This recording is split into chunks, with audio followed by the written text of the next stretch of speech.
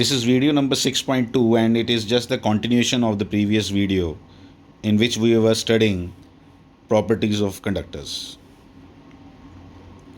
इसके अंदर हम कुछ और प्रॉपर्टीज़ भी डिस्कस करेंगे उसकी।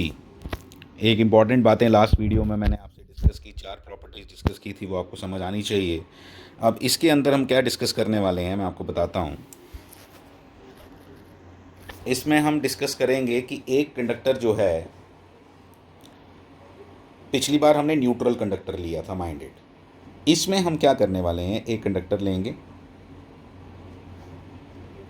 और इस कंडक्टर को हम चार्ज देंगे। अब बोले कि चार्ज देंगे मतलब यार इसमें से कुछ इलेक्ट्रॉन्स निकाल लेंगे या इसमें कुछ इलेक्ट्रॉन्स डाल देंगे।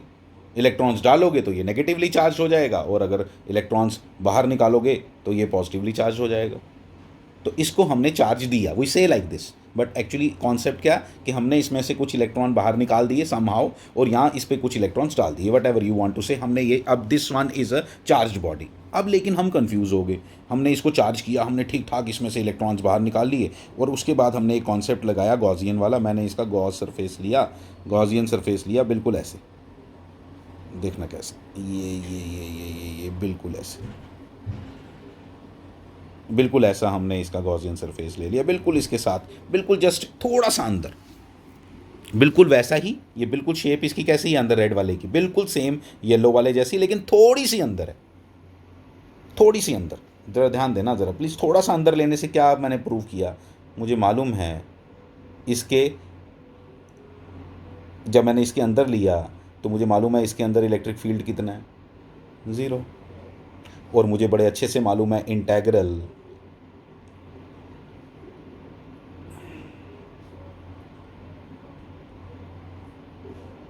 क्या पता चला, अगर ये 0 हो गया, इलेक्ट्रिक फील्ड 0 हो गया, इसका मतलब क्यू इन भी 0 है। अभी आपने बोला कि आपने इसको चार्ज दिया लेकिन इसके अंदर तो चार्ज आया नहीं। तो अगर जब आप एक एक कंडक्टर में से इलेक्ट्रॉन बाहर निकालोगे फॉर एग्जांपल, तो उसका जो पॉजिटिव चार्ज है वो पूरा का पूरा यहाँ नहीं फैलेगा। ये समझ आया मुझे इधर से, क्या वो पूरा का पूरा इधर नहीं फैलेगा, फिर वो कहाँ जाएगा, वो सिर्फ इसके सरफेस के ऊपर रहता है, only on its surface.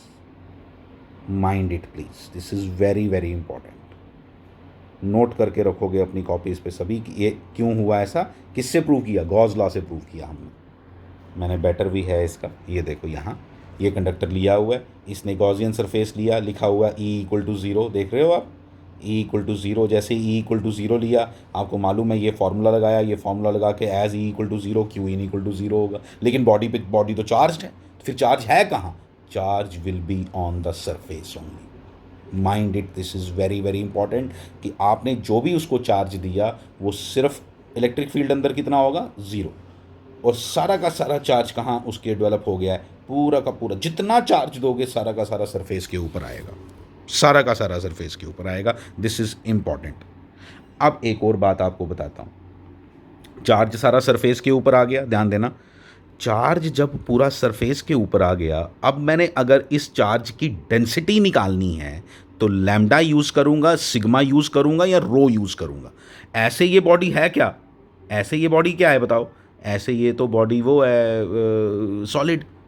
Solid की बॉडीज़ के लिए तो हम रो यूज़ करते हैं, लेकिन हुआ क्या कि सारा का सारा चार्ज जब इसके सरफेस के ऊपर डेवलप हुआ है तो ये तो एरिया वाली बात आ गई, इसलिए यहाँ पे किसकी बात करेंगे, सिग्मा की।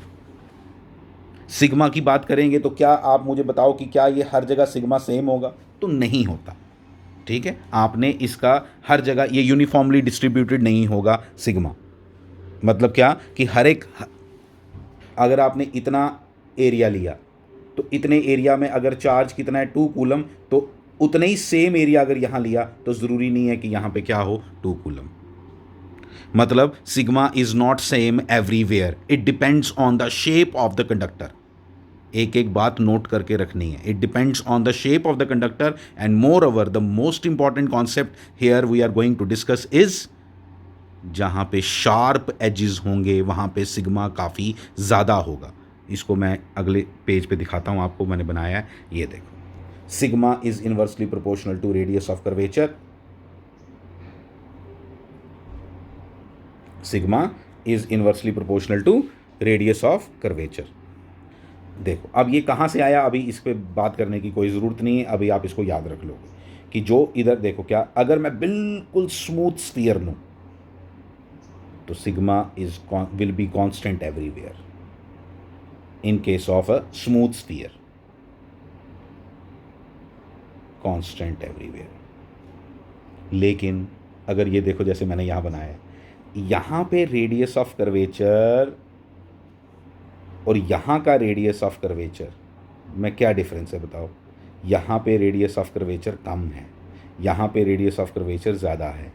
जहाँ पे रेडियस ऑफ कर्वेचर कम होगा वहाँ पे सिग्मा ज़्यादा होगा, तो यहाँ पे सिग्मा ज़्यादा है इस केस में। समझ आई बात। आप इसको रेडियस ऑफ कर्वेचर या सिंपल रेडियस, अब मैं ऐसी आर्क बना रहा हूँ ऐसी, और एक ऐसी आर्क है, रेडियस ऑफ कर्वेचर किसका ज़्यादा है, इसका। जिसका रेडियस ऑफ कर्वेचर ज़्यादा है उसका क्या होगा, सिग्मा कम होगा। बड़ी सिंपल सी बात है ये तो शार्प एजिस पे जैसे जहाँ नुकीले ऐसे कोने निकले होंगे वहाँ पे सिग्मा की वैल्यू बहुत ज़्यादा होगी। एक छोटी सी बात बता देता हूँ, याद रख लेना, ज़्यादा अभी दिमाग नहीं लगाना उस पर। जितनी भी मोटर्स वगैरह होती हैं वो हमेशा इसीलिए सिलेंड्रिकल स्मूथ सरफेसेस की बनाई जाती हैं। कहीं पे भी इस तरह के शार्प एजेस क्रिएट नहीं होने चाहिए वहाँ। अगर शार्प एजेस क्रिएट हो जाएं तो फोर्सेस बहुत ज़्यादा डेवलप होती हैं और वो चीज़ वहाँ ब्रेक कर सकती है। क्योंकि ये जो जितने भी यहाँ पे चार्ज डेवलप हुआ, ये हम आगे जाके पढ़ेंगे कि इसमें सारी जगह एक प्रेशर रहता है और उस प्रेशर की वैल्यू जो है वो सिग्मा पे डिपेंड करती है, डायरेक्टली प्रोपोर्शनल टू सिग्मा होती है, रादर स्क्वायर ऑफ सिग्मा होती है। तो जितना, तो इसीलिए शार्प एजेस जहाँ पे भी होंगे वहाँ पे प्रेशर भी ज़्यादा होगा, और प्रेशर ज़्यादा होने की वजह से वहाँ पे उसके ब्रेक होने के चांसेस होंगे, इसलिए हम उसको नहीं रखते हैं। सिंपल सी बात थी, बड़ा ज़्यादा दिमाग लगाने की ज़रूरत नहीं है। लेकिन ज़्यादा दिमाग क्या लगाना है, जहाँ पे शार्प एजेस वहाँ पे सिग्मा की वैल्यू ज़्यादा। Thank you.